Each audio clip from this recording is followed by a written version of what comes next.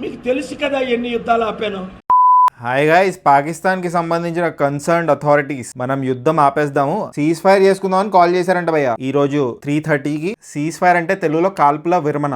Both sides would stop.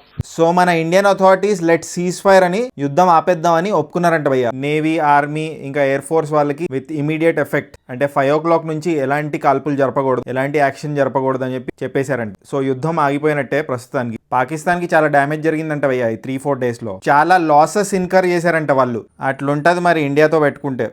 Over the past few days, as we have seen, Pakistan all has suffered very heavy and unsustainable losses. అందుకే భయపడి cease fire చేసుకుందాం with immediate effect అని call చేశారంట. Call ఎవరు చేస్తారో తెలుసా?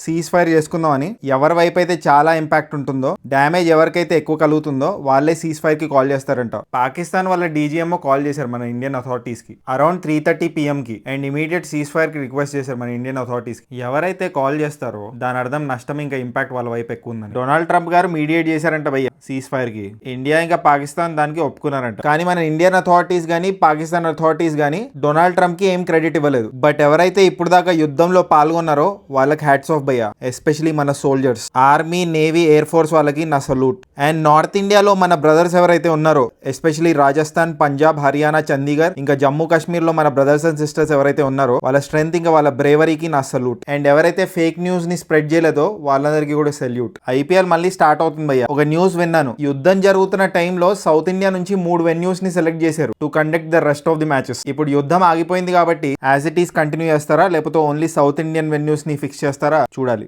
And నేనేం expect చేస్తున్నానంటే కేఏ పాల్ గారు మొన్న ఒక ప్రెస్ మీట్ లో చెప్పారు, నేను సండే పాకిస్తాన్ కి బయలుదేరుతున్నాను. నేను ఆదివారం పాకిస్తాన్ వెళ్తున్నాను. యుద్ధం ఆపడానికి అన్ని ప్రయత్నాల్లో ఉన్నాను. ఆయన ఎల్లేలోపే సీజ్ ఫైర్ అయిపోయింది, యుద్ధం ఆగిపోయింది. అయినా ఆయన ఒక ప్రెస్ మీట్ పెడతారు నా వల్లే యుద్ధం ఆగిపోయిందని చెప్పి. నే చెప్పలే అంటూ వచ్చేస్తాడని నాకు భయం అవుతుంది. ఇదైతే పక్కా అనిపిస్తుంది. పాకిస్తాన్ని ఇండియాకి యుద్ధం లేకుండా ఆపే బాధ్యత పైన దేవుడిది, కిందని నాది. బట్ మీరు చెప్పండి, యుద్ధం ఆగిపోయినా పాకిస్తాన్ ఉగ్రవాదాన్ని ఆపుతుందా? ఉగ్రవాదాన్ని స్పాన్సర్ చేయకుండా ఆగిపోతుందా? కామెంట్ చేయండి. అండ్ జస్ట్ ఇన్ కేస్ ఇంకా సబ్స్క్రైబ్ చేసుకోకపోతే సబ్స్క్రైబ్ చేసుకోవచ్చు కదా. పుచ్చుక్.